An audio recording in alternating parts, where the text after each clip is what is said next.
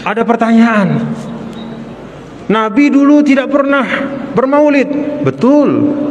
Tapi tidak pernahnya bermaulid dalam bentuk seperti ini bukan berarti menampakkan kesyukuran itu dilarang.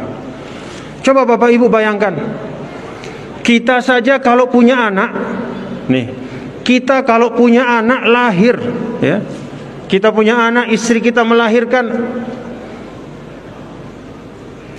kita berusaha dengan sekemampuan kita untuk apa? Beli kambing. Kita beli kambing, laki-laki 2, perempuan 1. Kita bawa ke rumah, kita sembelih.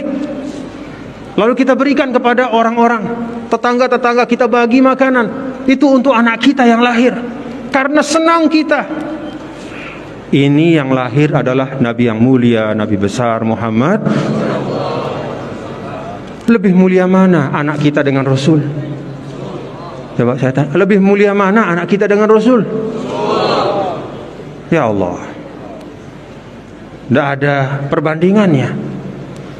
Maka ketika agama mengajarkan kepada kita, pada saat kelahiran itu, suatu kelahiran kita terima dengan kesyukuran, lalu kita akikahkan kambing sebagai tanda kesyukuran, itu sesungguhnya suatu pendidikan kepada kita, bahwa ketika Rasul sallallahu alaihi wasallam lahir, itulah kelahiran yang paling bernilai bagi seorang manusia.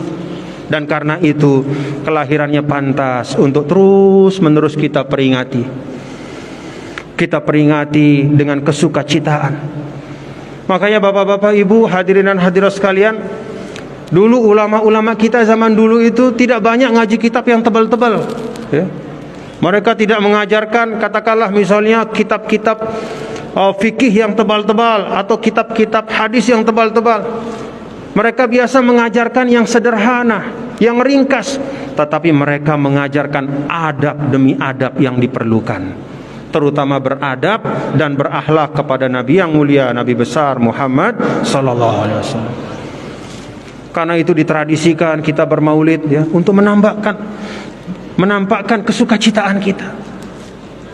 Coba Bapak Ibu bayangkan, ada orang namanya Abu Lahab. Ini luar biasa jahatnya kepada Rasul, walaupun dia keluarga Nabi, ya.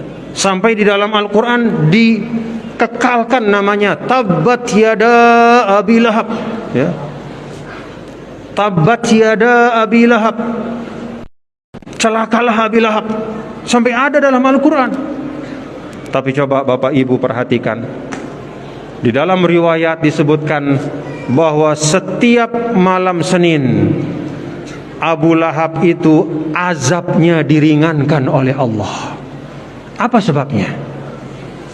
Ini riwayat yang banyak ulama mengatakan riwayat yang hasan, riwayat yang bisa dipertanggungjawabkan. Kenapa diringankan azabnya? Karena ada satu sebab.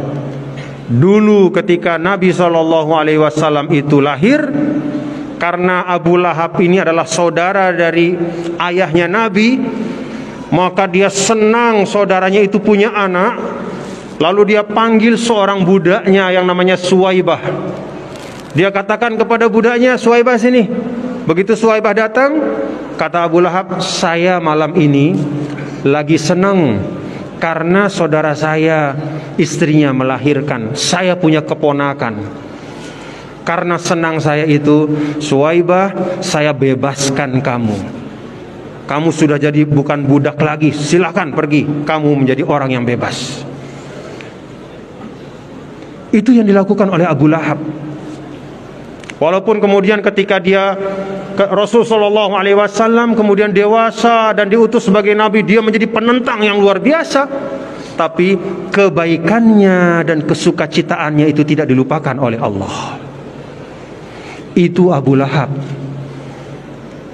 Bagaimana kalau kita sebagai seorang muslim? Amin amin ya rabbal alamin.